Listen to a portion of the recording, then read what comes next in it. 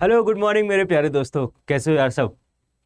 यार आज की क्लास स्टार्ट करने से पहले एक सिंपल से क्वेश्चन का एक सिंपल सा आंसर बताओ कि कभी तुमने सोचा है ऐसा क्या डिफरेंस होता है दो बैटरीज में कि एक बैटरी से हम टीवी का रिमोट चलाते हैं और दूसरी बैटरी को इन्वर्टर में लगा के हम पूरे घर के अप्लायंसेस। क्या होता है बताओ, सोचो जरा। मुझे लगता है तुम लोग बता दोगे। क्या साइज? सही जवाब। सही तो है लेकिन यार अधूरा है। इस जवाब को पूरा करने के लिए आज हम पढ़ेंगे ओम्स लॉ की कहानी। और ओम साहब ने किस तरह से इसको एक्सप्लेन किया है कि कितना बड़ा साइज, कितना करंट, कितना वोल्टेज, ये सारी चीजें आज के लेक्चर में अपन कवर करने वाले हैं। तो भाई बने रहो एंड तक अपने भाई, अपने दोस्त, अपने मेंटोर के साथ। तो भाई स्टार्ट करते हैं ओम्स लॉ की कहानी मेरी जुबानी। तो भाई ओम्स लॉ की कहानी जानने से पहले यह जानना जरूरी है कि डायरेक्टली प्रोपोर्शनल का मतलब क्या होता है। डायरेक्टली प्रोपोर्शनल एक रिलेशनशिप होती है। कैसी? यार बीएफएफ जैसी, बेस्ट फ्रेंड फॉर एवर जैसी रिलेशनशिप होती है। सुना है ना बीएफएफ के बारे में? हैं? तुम्हारा है क्या कोई BFF, best friend for ever? ऐसा दोस्त यार, ऐसी ऐसी मतलब दोस्त हो, दोस्ती हो कि यार उसको डांट पड़े तो तुम्हें ही बुरा लगे, भले ही कितना भी नालायक हो। यार मेरा तो एक दोस्त था, एक बेस्ट फ्रेंड फॉर एवर तो नहीं लेकिन दोस्त तो अच्छा था कि यार उसको डांट पड़े तो यार मुझे भी बुरा लगता था, या उसकी तारीफ हो तो थोड़ा सा अच्छा तो लगता था। हैं? वो तो ह्यूमन नेचर है कि तुमसे ज़्यादा अगर तारीफ हो तो बुरा तो लगना ही है तुम्हें। है 3 इडियट्स वाला। लेकिन फिर भी होता था। तो यार वही रिलेशनशिप यहाँ पे भी होता है, बीएफएफ वाला। जैसे मान लो ए और बी हैं, ठीक है? ए और बी एक दूसरे के बीएफएफ हैं। अब इन दोनों में ऐसा रिलेशन है कि अगर एक बढ़ेगा तो दूसरा भी बढ़ेगा, अगर एक कम होगा तो दूसरा भी कम होगा। मतलब दोनों एक साथ ही चलेंगे, ऑपोजिट ऑपोजिट नहीं। समझ गए ना? तो जब ऐसा रिलेशनशिप होता है तो अपन इनके बीच में एक ये साइन लगा देते हैं। इस साइन को हम लोग कहते हैं डायरेक्टली प्रोपोर्शनल का साइन या प्रोपोर्शनैलिटी का साइन। ठीक है? अब इस प्रोपोर्शनैलिटी की इक्वेशन को हमें नॉर्मल इक्वेशन में बदलना है, यानी इस साइन को हटा के हम इक्वल टू का साइन लगाना है। तो कैसे लगाएंगे? तो इसको हटाया, इक्वल टू लगाया, बी लिखा और बीच में एक तीसरे इंसान की एंट्री हो जाती है। अब आ जाता है कहानी में ट्विस्ट। दो बीएफएफ के बीच में तीसरा बंदा घुस गया। भैया आ गया। कौन? के। तो ये मेरी बन जाती है प्रोपोर्शनैलिटी की इक्वेशन। अभी जो के है, ये के यहां पे है कांस्टेंट ऑफ प्रोपोर्शनैलिटी। ये अलग अलग जगह पे अलग अलग वैल्यूज होती हैं इसकी। ठीक है? आगे बहुत बार ये कॉन्सेप्ट हम यूज करने वाले हैं। पहली बार अभी ओम्स लॉ में करेंगे, आगे ग्रेविटेशन में, इलेक्ट्रोस्टैटिक्स में, फलाना ढिमकाना 11 12 पूरा इससे भरा हुआ रहने वाला है। तो भाई के हमारा होता है क्या? Constant of proportionality. ठीक है? शॉर्ट में लिखते हैं कांस्टेंट ऑफ प्रॉप। प्रॉप मतलब प्रोपोर्शनैलिटी। ठीक है भाई? अब यहां से अगर मैं के की वैल्यू निकालना चाहूं तो इजीली निकाल सकता हूं। क्या होगी भाई? ये तो सॉल्व करना आता ही है अपने को। ए अपॉन बी मेरी के की वैल्यू होगी और यही मेरा कांस्टेंट ऑफ प्रोपोर्शनैलिटी। अब अगर देख रहे हो यार ये कैसा रिलेशनशिप है, अगर ये रिलेशनशिप की मैं बात करूं, ये कैसा एक इक्वेशन है ना। और कैसी इक्वेशन है भाई? लीनियर इक्वेशन है। लीनियर इक्वेशन मतलब ए की डिग्री भी 1 है और बी की डिग्री भी 1 है। ये तो पढ़ा यार, क्वाड्रेटिक इक्वेशंस, लीनियर इक्वेशन अपन ने पढ़ रखा है ना मैथ्स में। याद करो क्वाड्रेटिक इक्वेशन, श्रीधराचार्य फॉर्मूला था। है तो भाई ये वाली अपनी लीनियर है।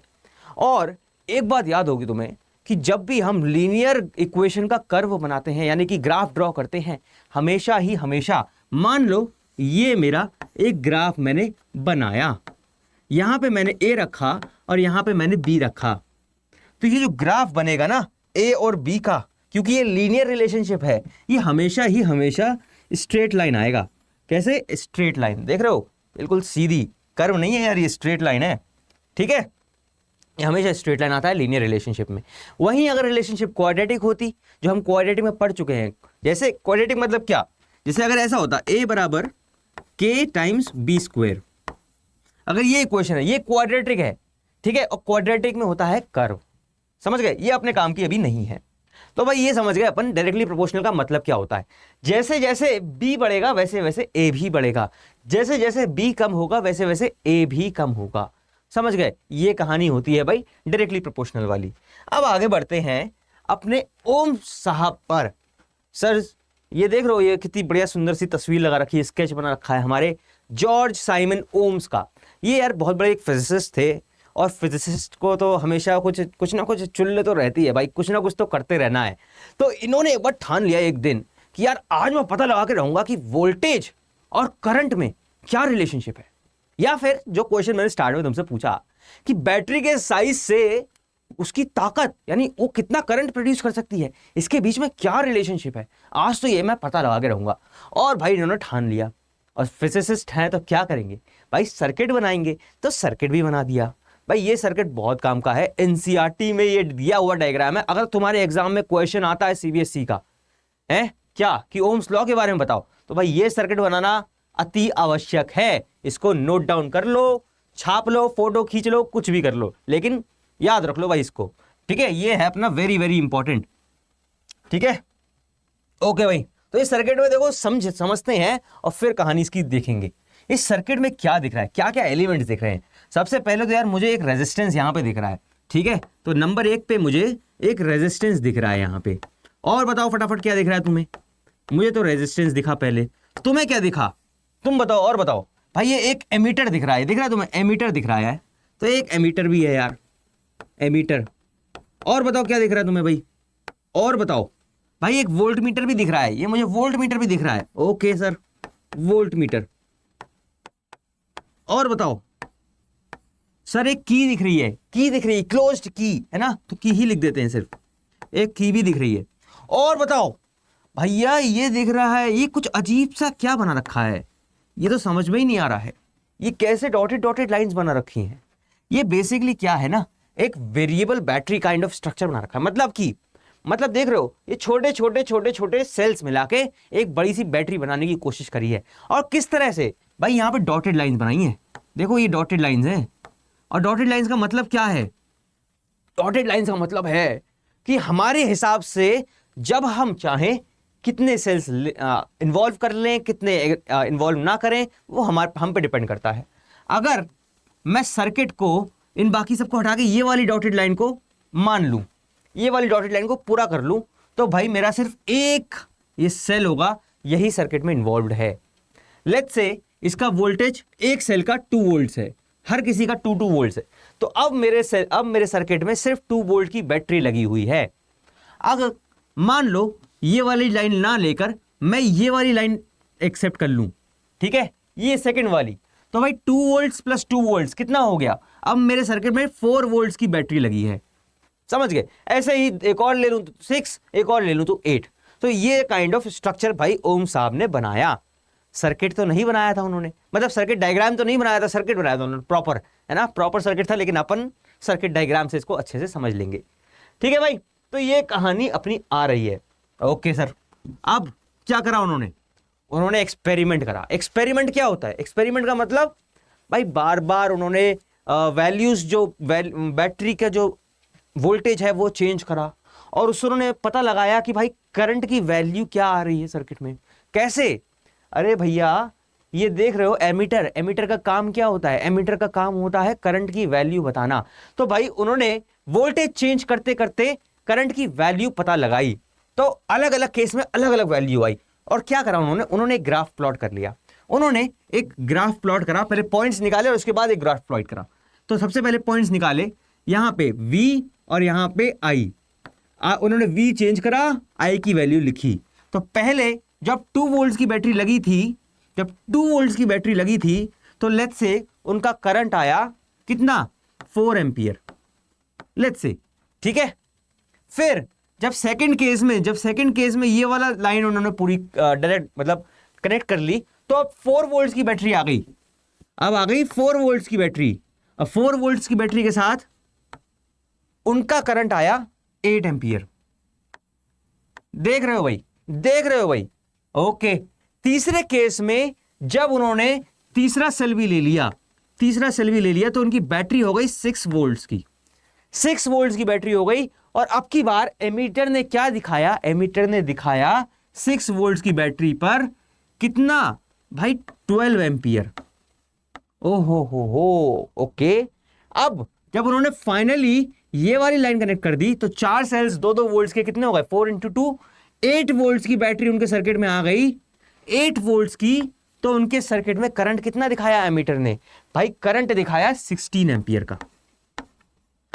तो ये कुछ डेटा उन्होंने निकाल लिया वोल्टेज का और करंट का। अब उन्होंने क्या किया, अब कहा यार चलो इसको ना प्लॉट करते हैं हम लोग। किस पे? ग्राफ पे प्लॉट करते हैं। कैसा ग्राफ बनाए? अब उन्होंने ग्राफ बनाया वोल्टेज और करंट के बीच में। तो कुछ उनका ग्राफ इस तरह से बना, कुछ ग्राफ उनका इस तरह से बना। यहां बना दे क्या? यहां बना देते हैं ना। कुछ इस तरह से उनका ग्राफ बना, ये वोल्टेज यहां रखा और करंट यहां रखा, ठीक है। अब दोनों ही एक्सिस पे उन्होंने क्या करा? स्केल्स अलग अलग लिए। देख रहे हो यहां पे 2 से 8 तक जा रहा है और यहां पे 4 से 16 तक जा रहा है, यानी करंट में वैल्यू ज्यादा चेंज हो रही है वोल्टेज के मुकाबले। तो करंट एक्सिस पे स्केल डिफरेंट लिया। स्केल उन्होंने कैसे लिया? 0 से स्टार्ट किया और पहला लिया 4 पे, दूसरा लिया 8 पे, फिर लिया 12 पे और फिर लिया 16 पे। और वहीं पे वोल्टेज वाली पे पहला लिया उन्होंने 0 पे, दूसरा लिया 2 पे, फिर लिया उन्होंने 4 पे, फिर 6 पे और फाइनली उन्होंने लिया 8 पे। अब उन्होंने स्टार्ट की ग्राफ की प्लॉटिंग। अब पॉइंट्स को प्लॉट करना। देखो 2 4 4 8 6 12 8 16, ये ग्राफ्स, ये पॉइंट्स उन्होंने प्लॉट करे। कैसे प्लॉट करे होंगे भाई? देखो 2 4, तो एक पॉइंट तो ये आ गया, फिर 4 8 एक पॉइंट ये आ गया, फिर 6 12 एक पॉइंट ये आ गया और फाइनली 8 16 एक पॉइंट ये आ गया। अब इन सभी पॉइंट्स को जोड़ते हुए उन्होंने एक लाइन बना दी, स्ट्रेट लाइन उन्होंने एक ड्रॉ कर दी, ठीक है। अभी थोड़ी सी कम स्ट्रेट है, लेकिन भाई कोई दिक्कत नहीं, फीलिंग लो। फीलिंग बहुत इंपॉर्टेंट है यार फिजिक्स में। फीलिंग नहीं ले पाए तो फिजिक्स कैसे सीखोगे? फीलिंग लेना सीखो भाई। स्ट्रेट लाइन है बिल्कुल, एकदम आंखें बंद करके सोचो, ठीक है। तो भाई ऐसा एक कर्व आ गया, ऐसा एक ग्राफ प्लॉट हो गया। अरे सर ये तो आपने अभी बताया था कि जब कभी भी दो क्वांटिटीज के बीच में स्ट्रेट लाइन होती है, इसका मतलब उनका रिलेशन कैसा होता है? लीनियर रिलेशनशिप होता है। मतलब वोल्टेज और करंट के बीच में भी कुछ ना कुछ खिचड़ी पक रही है, कुछ ना कुछ बीएफएफ वाला सिस्टम चल रहा है। वो कहते हैं ना क्या, बिरयानी की खुशबू और इश्क मुश्क की बात छुपा ही नहीं छुपती। तो भाई इनका भी कुछ सिस्टम चल रहा है मामला, ठीक है। तो यहां से अपने को एक अंदाजा लग गया, ओम साहब को एक अंदाजा लग गया कि जैसे जैसे अपना वोल्टेज बढ़ेगा सर्किट में, जैसे जैसे हम लोग बैटरी बढ़ाते जाएंगे, बैटरी का साइज बढ़ाएंगे, यानी बैटरी की कैपेसिटी बढ़ाएंगे, वैसे वैसे हमारा करंट भी बढ़ेगा। तो ये जब उन्हें अंदाजा लग गया तो उन्होंने कहा चलो अब आएगा मजा। तो मजा लेने के लिए आगे बढ़ते हैं। तो भाई यहां पे उन्होंने अपनी कहानी बताना स्टार्ट करी। उन्होंने ये स्टेटमेंट लिख के दिया। ये स्टेटमेंट क्या? The current flowing in a conductor, यानी कि किसी भी कंडक्टर में जितना भी करंट फ्लो कर रहा है, जितना भी करंट फ्लो कर रहा है, वो कैसे पता लगेगा कितना है? वो पता लगेगा by the help of voltage या potential difference across the conductor. देखो फिर से पढ़ लेते हैं। The current flowing in a conductor is directly proportional to the potential difference applied across the ends of the conductor. लेकिन सिर्फ इतनी कहानी नहीं है, और कहानी क्या है? और कहानी है ये वाली, भाई टेम्परेचर जो है ना वो कांस्टेंट रहना चाहिए, टेम्परेचर चेंज नहीं होना चाहिए। और दूसरा, फिजिकल कंडीशंस कांस्टेंट रहनी चाहिए, फिजिकल कंडीशंस में कोई चेंज नहीं आना चाहिए। मतलब ऐसा कि मान लो तुमने एक्सपेरिमेंट चालू करा 38 डिग्री सेल्सियस पे, लेट्स से 38 डिग्री सेल्सियस पे तुमने नॉर्मल टेम्परेचर पे तुमने एक्सपेरिमेंट चालू करा। अब चालू करा और जब तुम्हारा एक्सपेरिमेंट पहली रीडिंग तो तुमने 38 पे ले ली, अगली रीडिंग ले रहे हो तुम 48 पे जाके, फिर अगली ले रहे हो 58 पे जाके। भाई टेम्परेचर चेंज होता है ना, तो दिक्कत आ जाती है, रीडिंग्स में कुछ ना कुछ गड़बड़ होने लगती है। वो क्यों होती है, कैसे होती है, वो बात की बात है, वो भी समझेंगे वो भी। लेकिन इस पूरे एक्सपेरिमेंट को करने के लिए आपको टेम्परेचर कांस्टेंट रखना पड़ेगा भाई, ठीक है। मतलब सिर्फ वोल्टेज और करंट में चेंज होगा, बाकी किसी चीज में चेंज नहीं होगा। दूसरा, फिजिकल कंडीशन। फिजिकल कंडीशन मतलब क्या? भाई तुम्हारा कंडक्टर इतना बड़ा था जब तुमने स्टार्ट करा, यानी एक्सपेरिमेंट लेना, एक रीडिंग तुमने इतने बड़े साइज पर ले ली, दूसरी रीडिंग तुमने इतने बड़े साइज पर ले ली, तीसरी तुमने इतने बड़े साइज पर ले ली। तो भाई साइज है, कोई वो थोड़ा ना रबड़ बैंड जो खींचते जा रहे हो। भाई कंडक्टर का साइज भी सेम ही रहना चाहिए, उसकी लेंथ, उसके डायमेंशंस, एरिया, सब कुछ सेम रहना चाहिए थ्रू आउट द एक्सपेरिमेंट। ये दो कंडीशंस, और फिर भाई जितना वोल्टेज लगाओगे उतना करंट पाओगे, कहानी खत्म। यहां से एक चीज मिली अपने को जो हम सबसे पहले देख रहे थे, क्या वो चीज थी कि वोल्टेज जो है, बेसिकली जो वोल्टेज और करंट जो है वो एक दूसरे के BFF हैं, यानी कि एक दूसरे को डायरेक्टली प्रोपोर्शनल करते हैं, प्रोपोर्शनेट हैं एक दूसरे के। अब प्रोपोर्शनल का साइन हटाओ और इक्वल टू का साइन लगाओ, तो V इक्वल्स टू कांस्टेंट आ जाएगा, I कांस्टेंट आ जाएगा और I आ जाएगा। अब ये कांस्टेंट यहां पे क्या है, जो तीसरा इंसान है इसकी वैल्यू क्या होती है, यहां पे इसकी वैल्यू होती है R। तो V इक्वल्स टू RI, या फिर इसको दूसरे टर्म्स में जो हमारे लिए आसान हो समझने में या रिकॉल करने में लिख लें तो वो हो जाता है V इक्वल्स टू IR। और यही है मेरे लाल ओम्स लॉ की कहानी, V equals to IR, ohm's law की कहानी। इसको याद कैसे करें भाई, याद भी करना बताऊंगा, लेकिन पहले समझ लो यार, बहुत इंपॉर्टेंट है ये लॉ। सीधे सीधे क्वेश्चंस तुम्हें इसी से मिल जाएंगे एग्जाम में, 2 नंबर फ्री के मिल जाएंगे अगर ये तुमने याद कर लिया और ये लगा लिया सही से।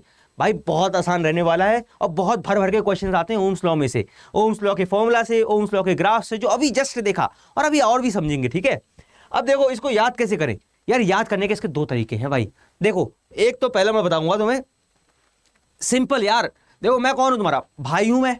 पंजाबी में भाई को क्या कहते हैं, वीर। कोई पंजाबी मेरा भाई दोस्त यहाँ पे है तो वो बताएगा यार, पंजाबी में भाई को वीर कहते हैं, हैं? तो बस वीर याद कर लो यार, कि तुम्हारे वीर ने तुम्हें बताया था ओम्स लॉ की कहानी कैसे, VIR यानी V इक्वल्स टू IR, इतना याद कर लो बस, वीर याद कर लो, कहानी खत्म, गेम खत्म। तो V इक्वल्स टू IR यही फॉर्मूला है, अल्टी पल्टी करो, वैल्यू रखो, 2 चीजों की वैल्यू दी होगी, तीसरी निकालनी होगी और गेम खत्म, फिनिश, खल्लास, ठीक है। ये तो एक तरीका हो गया। दूसरा तरीका क्या होता है, दूसरे तरीके के लिए थोड़ा सा तुम्हें क्रिएटिव होना पड़ेगा। कैसे यार, क्रिएटिव हो तो, क्रिएटिव तो बहुत हो, मुझे सारी क्रिएटिविटी पता है तुम्हारी, है क्या क्या क्रिएटिविटी करते फिरते रहते हो तुम, सारी क्रिएटिविटी पता है, लेकिन वही क्रिएटिविटी थोड़े पढ़ाई में लगा लो तो मजा आ जाए भाई, ठीक है। चलो ये देखो, यहां पे रखते हैं अपन V, यहां पे रखेंगे I और यहां पे रखेंगे हम लोग R, बीच में लगा देंगे मल्टीप्लाई का साइन। अब क्या है देखो, जो चीज नहीं मालूम 2 पता होंगी, 1 अननोन होगी, जो भी नहीं मालूम उसको छुपा दो। छुपा दिया सर, V नहीं मालूम, V नहीं मालूम, तो नीचे क्या दिख रहा है तुम्हें, नीचे दिख रहा है मुझे I इंटू R। तो भाई पहला हो गया V equal to I into R, जो नहीं मालूम वो रखो, इक्वल टू लगा, साइन लगाओ, और जो दिख रहा है वो लिख दो। फिर सर I नहीं मालूम, I छुपा लिया, लो I छुपा लिया, तो I की जगह क्या दिख रहा है भाई, इक्वल टू को साइन लगाया, दिख रहा है V बाय R। अरे वाह मजा आ गया, V बाय R। अब सर R नहीं मालूम, तो R इक्वल्स टू, R छुपा लिया भाई, R छुपा लिया मैंने, अगर R छुपा लूंगा तो क्या दिख रहा है, V बाय I, तो भाई V बाय I। तीनों फॉर्मूला यहां से बस काम, गेम खत्म, एक ट्रायंगल बनाया, पूरा ओम्स लॉ के सारे फॉर्मूलाज एकदम सामने, ठीक है भाई। दोनों में से कोई भी चीज याद कर लो, या तो वीर याद कर लो, ठीक है, या फिर ये याद कर लो भाई, दोनों तरीके से आप याद कर सकते हो और दोनों तरीके से आंसर आपका बिल्कुल आ जाएगा। तो भाई ये है ओम्स लॉ की कहानी। ये 2 कंडीशंस बहुत जरूरी है, याद रखो, टेम्परेचर कांस्टेंट और फिजिकल कंडीशन में नो चेंज, ठीक है। आगे बढ़ते हैं भाई, इलेक्ट्रिकल रेजिस्टेंस। अरे रे रे, ये कहां है, ये क्या है सर, ये कौन सी नई बला है। अरे याद करो, अभी जो डायरेक्टली प्रोपोर्शनल में कांस्टेंट की वैल्यू आई थी R, वो R ही तो ये है, वो R ही तो है मेरे भाई, जो R आया था ना वही इलेक्ट्रिकल रेजिस्टेंस होता है। अभी इलेक्ट्रिकल रेजिस्टेंस होता क्या है इसके बारे में डीप में पढ़ेंगे बाद में, नेक्स्ट क्लास में। अभी एक आइडिया ले लेते हैं भाई, सिंपल सी बात है, सिंपल सी बात है। मान लो तुम अपने कोचिंग में गए हो हैं, और तुम्हारे BFF या तुम्हारी BFF जो भी है उसका फोन आ गया, यार पिंटू चिंटू मिंटू मेरी साइकिल का टायर पंचर हो गया है, क्या मुझे स्कूटी से पिक करने आ जाओगे। अरे तुम्हारी तो लग गई लॉटरी भाई। अब कहोगे अरे पढ़ तो बाद में लेंगे, पहले तो ले आते हैं BFF को उठा के, मतलब बैठा के, उठा के नहीं बैठा के, तो भाई बैठा के ले आने के लिए तुम दौड़ के जाओगे अपनी स्कूटी से, फर्राटे भरते हुए आराम से जाना भाई, हैं, ट्रैफिक रूल्स फॉलो करते हुए। तो मान लो ये हो तुम, मान लो ये वाले हो तुम, देख रहे हो छोटे से नन्नू से पिद्दू से, हैं, ये पिद्दू वाले हो तुम।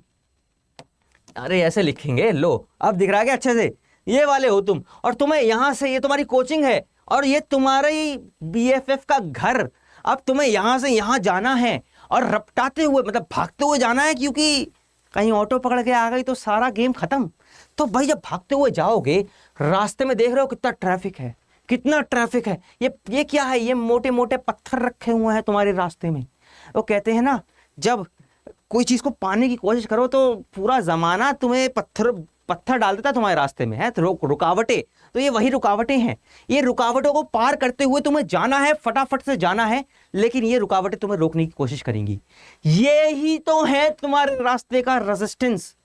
और यही रुकावटें जब इलेक्ट्रॉन के रास्ते में आती हैं तो उन्हें कहते हैं इलेक्ट्रिकल रेजिस्टेंस। समझ गए?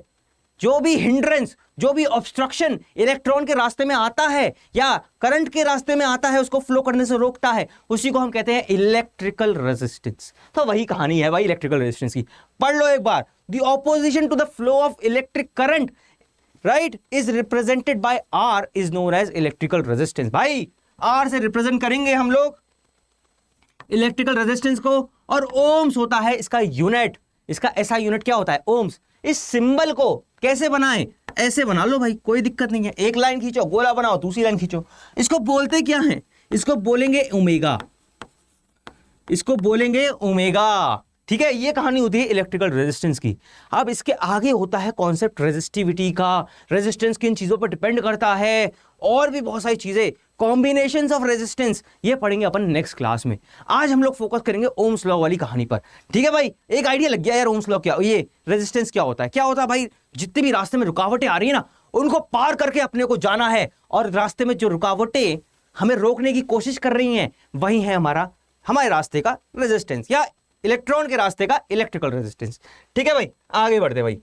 हा भाई, ओम्स लॉ की बात करो और ग्राफ ना आए तो ऐसे कैसे हो सकता है? और सर ग्राफ को देख के तो हालत खराब हो जाती है, कैसे याद करें ग्राफ को? भाई मैं हूं तो काहे की टेंशन है। देखो भाई, ओम्स लॉ में बनते हैं दो प्रकार के ग्राफ, एग्जाम में दोनों पूछ लिए जाते हैं आपके कभी कभी। भाई वीआई ग्राफ, सिंपल, बहुत आसान, और दूसरा वाला आईवी ग्राफ। अभी अपने ने जो सबसे स्टार्टिंग में बनाया था वो कौन सा बनाया था? वो बनाया था वीआई। वी था अपनी वाई एक्सिस पे, आई था अपनी एक्स एक्सिस पे। ठीक है, तो वही ग्राफ हम लोग यहां पे देखने वाले हैं भाई, बिल्कुल सेम, कुछ नहीं। पॉइंट्स निकालो, हमारा सर्किट है, हमारे सर्किट में हमने वोल्टेज चेंज करा तो करंट की वैल्यू चेंज होकर क्या आई, तो डिफरेंट पॉइंट्स हमने ऐसे ही मेजर करे। देखो, देख लो एक बार, देख लो भाई, ये पॉइंट है, मान लो ये वोल्टेज है, ठीक है, ये वोल्टेज एक्सिस है और ये करंट एक्सिस है। ठीक है, तो 20 वोल्ट जब हमने वोल्टेज रखा तो मेरी करंट की वैल्यू आई 2 एम्पियर। जब मैंने 40 वोल्ट कर दिया तो मेरी वैल्यू आई 4 एम्पियर। भाई 40 वोल्ट कैसे कर दिया? याद करो, क्या वो यार सेल्स बना रखे थे ना, वो सेल्स बना रखे थे, तो एक एक करके सेल्स को ऐड करते जा रहे थे, वोल्टेज बढ़ता जा रहा था। वही कहानी यहां पे भी करी है, वोल्टेज बढ़ाते जा रहे हैं, करंट एम्पियर में डिफरेंट वैल्यू शो होता दिखाता जा रहा है। ठीक है, पहले 2 फिर 4, और जब 60 वोल्ट कर दिया तो वैल्यू आ गई भाई 6, ऐसे ही 80 पे आ गई 8, और 100 पे आ गई 10, और बन गई हमारी स्ट्रेट लाइन जो दिखा रही है हमारा linear relationship, V directly proportional to I की कहानी। अब यहां से हमें क्या जानना है? हमें जानना है भाई इसकी स्लोप। इसका स्लोप हमें क्या देता है वो देखते हैं। इसका स्लोप हमें क्या देता है? स्लोप की कहानी, कभी भी ग्राफ दिया हो ना तो उसके स्लोप के बारे में एक बार जरूर देखना। भाई स्लोप होता क्या है? स्लोप मतलब होता है चढ़ाई या स्टीपनेस। स्टीपनेस कैसे? भाई कभी कभी तुमने पहाड़ों पे गए हो क्या घूमने यार? हैं, पहाड़ों पे, कश्मीर वश्मीर या उत्तराखंड वगैरह में पहाड़ हैं, वहां कहीं घूमने गए हो यार? देखे कैसे खड़े खड़े पहाड़ होते एकदम ऐसे हैं, जैसे वो बियर ग्रिल्स वाला शो आता था, याद है तुम्हें, मैन वर्सेस वाइल्ड वाला? उसमें वो कैसे पहाड़ पे चढ़ जाता था, उतर जाता था। तो वो पहाड़ की स्टीपनेस पे डिपेंड करता है। कैसे हो? जैसे मान लो एक पहाड़ है ऐसा, बिल्कुल एक पहाड़ है बिल्कुल ऐसा, ठीक है, एक पहाड़ है ऐसा, अरे रुक जाओ यार, हाँ जी, देख लो कैसे एकदम स्ट्रेट चढ़ाई है इसकी, कितना पतला सा है और स्ट्रेट चढ़ाई है। और एक पहाड़ वहीं पे है ऐसा, देख रहे हो, इसमें थोड़ा आराम से चढ़ाई की जा रही है। यहाँ पे चढ़ना आसान होगा, यहाँ पे चढ़ना बड़ा मुश्किल होगा, क्योंकि बिल्कुल एकदम स्ट्रेट तुम्हें जाना है। ठीक है, इसकी चढ़ाई ज्यादा है, इसकी चढ़ाई कम है। तो भाई कहेंगे ये जो लाइन है ना, ये वाली जो लाइन है, इसका स्लोप जो है वो ज्यादा है, इसका स्लोप ज्यादा है। और ये वाली जो लाइन है, इसका हम कहेंगे कि इसका जो स्लोप है ना वो कम है। तो मतलब जितनी ज्यादा जिसकी स्टीपनेस, उतना ज्यादा उसका स्लोप। सिंपल, जो जितना चढ़ाई खड़ी है जिसकी, उतनी ज्यादा उसकी स्लोप है। चलो आगे बढ़ते हैं। अब अपने ग्राफ में देखते हैं कि स्लोप की कहानी से हमारा मतलब क्या है और स्लोप निकालते कैसे हैं। स्लोप भाई ट्रिग्नोमेट्री की मदद से। अरे सर ट्रिग्नोमेट्री ये क्या है? ये तो पढ़ा ही नहीं है। पढ़ा है बेटा, सब पढ़ा है तुमने, एक बार रिवाइज कर लेते हैं चाहो तो भाई वो याद है तुमको क्या, पंडित बद्री प्रसाद वाली कहानी? तो भाई वही यूज करता हूं यार मैं तो। पंडित बद्री प्रसाद हर हर बोले, सोना चांदी तोले। हैं, याद है कि नहीं? भाई मैं तो आज तक वही यूज करता हूं। अपने को चाहिए tan थीटा, तो tan बराबर हो जाएगा P अपॉन बी, यानी कि परपेंडिकुलर अपॉन बेस। तो हमारा जो स्लोप होता है ना, वो होता है tan थीटा के बराबर, और वो हो जाता है परपेंडिकुलर अपॉन बेस के बराबर। तो भाई निकाल लो इसमें फटाक से एंगल, इसमें हमारे एंगल्स निकाल लो भाई। एंगल, ये ट्राइंगल अगर मैं कंप्लीट कर लूं, अगर मैं ये ट्राइंगल किसी तरह से कंप्लीट कर लूं, और ये जो एंगल बनेगा मेरा, ठीक है, ये बाकी सब मिटा देता हूं, चलो ये बाकी सब गायब कर देते हैं। चलो ये ट्राइंगल मेरा कंप्लीट हो गया। ये जो मेरा एंगल बन रहा है ना, ये एंगल, इसी का मैं tan थीटा निकाल लूं तो भाई मेरा स्लोप मेरे पास आ जाएगा। तो वही मैं tan थीटा निकालना चाहता हूं। तो भाई tan theta perpendicular upon base, perpendicular क्या है, ये वाली कितना, 100 माइनस 10, 100 माइनस 0, ओके नॉट 10, 0। और देखो बेस क्या है, बेस है 10 माइनस 0, तो भाई 10 माइनस 0 सॉल्व करो, 100 बाई 10 आ गया भाई 10।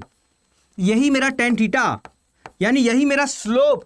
और ये स्लोप क्या देता है मुझे, ये स्लोप क्या देता है, जरा एक बार दोबारा निकाल के देखते हैं ना। स्लोप मेरा क्या था, स्लोप था मेरा tan theta, perpendicular upon base. Perpendicular पे दिया हुआ है वोल्टेज और बेस पे दिया हुआ है करंट, तो वोल्टेज अपॉन करंट। अच्छा सर, वोल्टेज अपॉन करंट, लेकिन हमने तो पढ़ा था क्या, V equals to I are.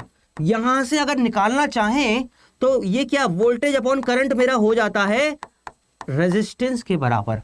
तो इसका मतलब ये है कि ये VI ग्राफ का स्लोप मुझे रेजिस्टेंस देता है। अच्छा ओके, तो भाई ये तो अचंबा हो गया, ये तो नई चीज पता लगी।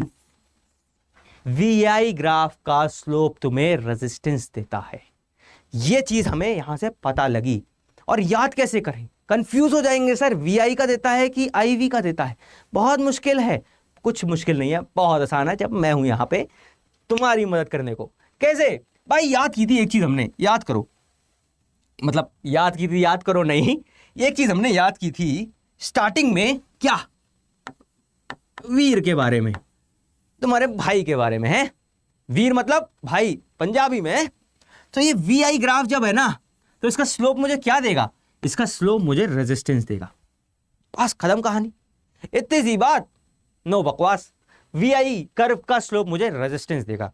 भाई कहानी समझ गए ना, कहानी समझ गए, ऑल क्लियर। चलो भाई आगे बढ़ते हैं, दूसरा वाला ग्राफ देखते हैं। दूसरा वाला ग्राफ है भाई IV ग्राफ। IV ग्राफ बहुत सिंपल, बिल्कुल सिंपल सिंपल, कुछ नहीं, बस एक्सिस चेंज कर दी। वोल्टेज पहले Y पे था, अब X पे डाल दिया, करंट को X से उठा के Y पे लगा दिया, और कोई कहानी में डिफरेंस नहीं है, बिल्कुल यही कहानी है। देखो क्या है, यहां पे भी हम स्लोप निकालने की कोशिश करेंगे। स्लोप कैसे निकालेंगे, ये भाई थीटा निकाल लेंगे, यहां का थीटा निकाल लेंगे यहां का, और थीटा क्या होगा, यानी tan थीटा। tan थीटा भाई परपेंडिकुलर अपॉन बेस, अभी तो देखा था। और परपेंडिकुलर यहां पे क्या है, देखो 10 ये है और 0 ये है, तो 10 माइनस 0 अपॉन बेस, बेस क्या है 100 माइनस 0। सॉल्व करोगे तो 10 बाय 100 यानी 1 बाय 10, ये मेरा स्लोप आ गया, यानी tan थीटा आ गया। ओके, लेकिन IV कर्व का स्लोप तुम्हें देगा क्या, ये कैसे पता लगेगा, दोबारा देख लेते हैं। भाई क्या देखा था हमने, हमने ये देखा था tan थीटा क्या था, परपेंडिकुलर अपॉन बेस। परपेंडिकुलर पे क्या है? करंट, और बेस पे क्या है? वोल्टेज है मेरे लाल। तो आई अपॉन वी। ओहो हो सर, ये तो कुछ जाने पहचानी चीजें लग रही हैं। और ओम्स लॉ वाला एक बार देखते हैं क्या आता था उसमें। ओम्स लॉ में हमारा था sir V equals to I R. यहां से मैं I बाय V निकालना चाहूं तो क्या हो जाएगा? V नीचे भेजो, R इधर नीचे आ जाएगा, तो 1 बाय आर, 1 बाय आर आ जाएगा। अच्छा, मतलब slope of I V curve हमें देता है 1 अपॉन रेजिस्टेंस की वैल्यू। अच्छा सर, तो मतलब ये जो है ये 1 बाय आर है। तो यहीं से अगर मैं निकालना चाहूं क्रॉस मल्टीप्लिकेशन करके तो मेरा रेजिस्टेंस की वैल्यू आ जाएगी 10 ओम्स। 10 ओम्स, 10 ओम्स यहां से रेजिस्टेंस की वैल्यू आ जाएगी। मतलब ये सर्किट और ये ग्राफ और वो पिछला वाला ग्राफ दोनों ही सेम सर्किट का बना हुआ है। समझ गए? दोनों में रेजिस्टेंस की वैल्यू 10 ओम्स ही आ रही है। अंडरस्टूड भाई? देखो वीआई कर्व का ग्राफ जो होता है, जो वीआई ग्राफ होता है ना, उसका स्लोप अपने रेजिस्टेंस देता है हमें, और जो आईवी ग्राफ होता है उसका स्लोप हमें 1 अपॉन रेजिस्टेंस की वैल्यू देता है। याद कैसे करें भाई? वीआई के लिए तो वीर याद कर लो, मैंने बताया तुम्हें, है ना? वीआई के लिए तो वीर याद कर लो, वी आई आर, तो वीआई देता है आर। अब जब तुमने वीआई को अल्टी पल्टी कर दिया, आगे पीछे कर दिया, तो स्लोप भी तो ऊपर नीचे हो जाएगा। तो आईवी का तुम्हें क्या देता है? 1 बाय आर। आईवी का तुम्हें देगा 1 बाय आर। ठीक है, ये याद करने की जरूरत नहीं है, ऊपर वाला याद कर लो, नीचे वाला अपने आप उसको पलट देना। समझ गए भाई? आगे बढ़े कहानी पे, चलो आगे बढ़ते हैं। वीआई हो गया, आईवी हो गया। अब यहां पे अपनी ओम्स लॉ का थ्योरेटिकल पार्ट तो खत्म हो गया। अब फटाफट से ओम्स लॉ के न्यूमेरिकल्स कर लेते हैं। जो भी हमने कहानी अभी पढ़ी वो कितना यूजफुल है हमारे एग्जाम्स में, वो देख लेते हैं भाई। सीबीएसई 2024 का क्वेश्चन है ये, ठीक है? आज आया हुआ क्वेश्चन है, ऐसा नहीं है कि कोई भी क्वेश्चन उठा के हम कर रहे हैं, आया हुआ क्वेश्चन है भाई। देख लेते हैं एक बार क्या है। A conductor has resistance 4 ohms. भाई रेजिस्टेंस दिया हुआ है अपने को, कितना रेजिस्टेंस दिया हुआ है? 4 ओम्स। और क्या दिया हुआ है भाई? पोटेंशियल डिफरेंस अक्रॉस इट दिया हुआ है 2 वोल्ट्स। पोटेंशियल डिफरेंस यानी कि सर्किट में कितना है? 2 वोल्ट्स का। Very good. और क्या दिया हुआ है भाई? Calculate the current flowing, current निकाल लो। 2 चीजें दी हैं, तीसरी अननोन, निकाल लो। सॉल्व करेंगे कैसे? अरे V equals to I R, ohm's law लगा देंगे। क्या वीर वीर V equals to I R. और ये V equals to I R आया कैसे भाई? ओम्स लॉ से आया। कैसे क्या आया? क्या मतलब तुम्हारा है? क्या मतलब तुम्हारा? कैसे आया? ऐसे आया। अब यहां पर रख दो, हमें I निकालना है, तो I बराबर हो जाएगा V अपॉन R। और V दिया हुआ है अपने को 2 वोल्ट्स और R दिया हुआ है अपने को 4 ओम्स। भाई निकालो, कैलकुलेटर सॉल्व करो इसे। अगर इस पे भी कैलकुलेटर निकालने की नौबत आ रही है तो फिर भगवान ही जाने। तो भाई सिंपल है, काटोगे 1/2 आएगा। 1/2 मतलब 0.5 ओम्स आएगा, सॉरी एम्पियर आएगा। ठीक है, तो आई बराबर तुम्हारा करंट कितना आ गया? 0.5 एम्पियर। भाई कैलकुलेटर की डिपेंडेंस कम करो, हाथों से सॉल्व करो, तभी ये बुद्धि चलेगी। और जितनी बुद्धि चलेगी उतना तुम आगे बढ़ोगे। ठीक है भाई, चलो पहला क्वेश्चन बहुत इजी, सीधे ओम्स लगा के फिट एंड फैट। चलो आगे बढ़ते हैं। दूसरा क्वेश्चन आ गया भाई ग्राफ का। ग्राफ का क्वेश्चन देख के पसीना छूटने लगता है। तो भाई पसीना नहीं छुड़ाना है, अपने को क्वेश्चन सॉल्व करना है। कैसे होगा? देखो क्या दिया हुआ है, पढ़ लेते हैं एक बार। भाई resistance, study the IV graph. IV graph है, याद रखो। पहला कौन सा ग्राफ है? आईवी ग्राफ है। आईवी ग्राफ में 3 रेजिस्टेंस दिए हैं, R1, R2, R3, and select the correct statement. अब तीनों के बीच में रिलेशनशिप दिए हुए हैं चारों ऑप्शंस में, बताओ कौन सा रिलेशनशिप सही है। यार एक मजेदार सी ट्रिक बताऊं क्या तुम्हें? है बता दूं क्या? यार नॉर्मली सॉल्व करे यार, ऐसी ट्रिक बताऊंगा ना कि देख के क्वेश्चन हो जाएगा। क्या? देखो भाई, कोई भी ग्राफ हो, आईवी हो या वीआई हो, ठीक है, कोई भी ग्राफ हो, जहां पे भी वी हो ना, वोल्टेज, अरे कहां चलेगा मेरे लाल, रुक जाओ, जहां पे भी ना ये वोल्टेज वाली एक्सिस हो ना, वोल्ट्स वाली एक्सिस हो ना, इसके करीब जिस भी रेजिस्टेंस की लाइन होगी, इसके करीब वो भाई ज्यादा होगा। समझे कि नहीं? नहीं समझे? हम समझाते हैं। देखो ये आईवी ग्राफ है, इस आईवी ग्राफ में इस वोल्ट एक्सिस के करीब इसके पास कौन सी लाइन है? कौन से रेजिस्टेंस की? भाई R3 की लाइन है। देखो सबसे नजदीक है ना, सबसे नजदीक है? तो यही नज़दीकी इसको बढ़ा देगी, यानी इसकी वैल्यू को बढ़ा देगी। तो भाई यहां से मुझे पता लगेगा कि R3 जो है वो मैक्सिमम है, यानी सबसे ज्यादा वैल्यू R3 की है। और फिर उसके बाद सेकंड कौन है, सेकंड नंबर पे कौन है भाई, R2 है सबसे नजदीक सेकंड नंबर पे। तो उसके बाद R2 है, और फर्स्ट नंबर पे कौन है, फर्स्ट नंबर पे R1 है। तो भाई R1 है। ओके सर, ये तो पता ही नहीं था हमें, ये तो देखते ही हो जाएगा क्वेश्चन सॉल्व। यही तो जादू है मेरे लाल। तो भाई कैसे, कोई भी ग्राफ हो, चाहे ये तो IV दिया हुआ है, चाहे तुम्हारे पास VI ग्राफ ही क्यों ना हो, उसमें वोल्टेज क्या होगा, उसमें वोल्टेज Y एक्सिस पे होगा। तो अपन Y एक्सिस के नजदीक वाला चीज देखेंगे, Y एक्सिस के नजदीक कौन से रेजिस्टेंस की लाइन है, जो होगी वो मैक्सिमम होगी। तो यहां पे कौन सा ऑप्शन सही बैठ रहा है भाई, देखो फटाफट कौन सा ऑप्शन सही बैठ रहा है, R3 सबसे ज्यादा, R1 सबसे कम। तो भाई ऑप्शन C अपना सही आता है। ओ बल्ले बल्ले, बहुत आसानी से हो गया। इसको एक्चुअल अगर नॉर्मली करना हो, अगर कॉन्सेप्ट लगा के करना हो, तो भाई हम स्लोप से करेंगे। कैसे भाई, देखो जिसका ये कौन सा ग्राफ है, IV ग्राफ है। IV ग्राफ में क्या होता है, कलर चेंज कर लें भाई। IV ग्राफ में जो स्लोप होता है ना, वो क्या देता है, वो देता है 1 अपॉन रेजिस्टेंस की वैल्यू। याद है ना, VI में देता है वीर रेजिस्टेंस की वैल्यू, लेकिन IV में देता है 1 अपॉन रेजिस्टेंस की वैल्यू। तो भाई जिसका स्लोप ज्यादा उसका रेजिस्टेंस कम। तो देखो सबसे ज्यादा बड़ा एंगल किसका है, सबसे ज्यादा बड़ा एंगल है R1 का। तो R1 का स्लोप सबसे ज्यादा है, यानी R1 की रेजिस्टेंस सबसे कम होगी। ठीक है, R1 की रेजिस्टेंस सबसे कम होगी, R1 की रेजिस्टेंस सबसे कम होगी। और R3 का स्लोप सबसे कम है, R3 का एंगल सबसे कम है, इसलिए स्लोप सबसे कम है, इसलिए रेजिस्टेंस सबसे ज्यादा होगी। तो भाई R3। अब बीच में एक बेचारा अपना नन्ना पुन्ना सा बच्चा आ जाएगा, तो यही कहानी आ जाएगी, ऊपर नीचे वाली सेम ही है, देखो है ना, बस अपने को इधर असेंडिंग में इधर डिसेंडिंग में, बस और कोई डिफरेंस नहीं है, सेम ही चीज है। तो भाई समझ में आ गया ना, क्वेश्चन समझ में आ गया भाई, ग्राफ्स के क्वेश्चन कैसे करोगे, ट्रिक लगाओ और मजे उड़ाओ। चलो आगे बढ़ते हैं भाई।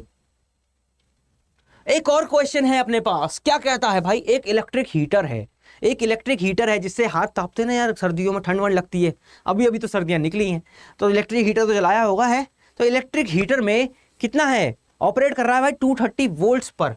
कितना वोल्टेज, कितना है भाई, ओहो रुक जाओ, वोल्टेज है भाई कितना, 230 वोल्ट्स। और क्या दिया है, और दिया है पोटेंशियल डिफरेंस। अरे कौन सा क्वेश्चन आ गया भाई, ये तो गलत आ गया, ये वाला क्वेश्चन था। हाँ वही तो मैं सोचूं यार, इसमें रेजिस्टेंस कहां से आ गया। ठीक है, तो भाई इलेक्ट्रिक हीटर है जिसमें 230 वोल्ट्स का वोल्टेज दिया हुआ है। ओके, और दिया हुआ है भाई करंट 5 एम्पियर का, करंट कितना है, 5 एम्पियर का करंट दिया हुआ है। और निकालना क्या है, फाइंड द, अरे यार क्या ही क्वेश्चन है ये तो मलाई सा क्वेश्चन है, एकदम रपटते चले जाना है फिसलते हुए। कैसे भाई, ओम्स लॉ क्या कहता है, V इक्वल्स टू IR, या तो ट्राइंगल से निकाल लो या अपने वीर को याद कर लो। कैसे, ऐसे V इक्वल्स टू IR लगा दिया ओम्स लॉ, ओम्स लॉ। तो ओम्स लॉ कहता है V equals to IR, R निकालना है तो R बराबर हो गया V बाई I, इसमें वैल्यू रख दी, V की जगह आ गया 230, I की जगह आ गया 5, सॉल्व कर लिया। कैलकुलेटर नहीं निकालना है, ऐसे ही करना है, कट्टम कट्टी कर दो, 5 4 जा 20, बचा कितना 3, 3 0 30, 5 6 जा 30, तो हो गया 46 ओम्स। क्या है, रेजिस्टेंस। भाई कैलकुलेटर की आदत खत्म करो, दिमाग चलाओ, ठीक है, तुम्हारा दिमाग किसी भी कैलकुलेटर से बहुत ज्यादा तेज है। तो भाई इसी के साथ आज की क्लास यहीं तक रखते हैं। उम्मीद करता हूं यार समझ में आया होगा तुम लोगों को, है ओम्स लॉ की कहानी, डायरेक्टली प्रोपोर्शनल का मतलब क्या होता है, लीनियर कर्व्स कैसे बनते हैं, ये सारी चीजें, सारे कर्व्स, शॉर्ट ट्रिक और याद करने का तरीका है। तो आज की क्लास में इतना ही। नेक्स्ट क्लास में हम लोग रेजिस्टेंस के बारे में, रेजिस्टिविटी के बारे में और भी बहुत सारी चीजें सीखेंगे। तो भाई लाइक करो, शेयर करो, सब्सक्राइब करो और मिलते हैं नेक्स्ट क्लास में। यार कमेंट्स में जरूर बताना कैसा लगी क्लास तुम्हें। ठीक है भाई, थैंक यू सो मच।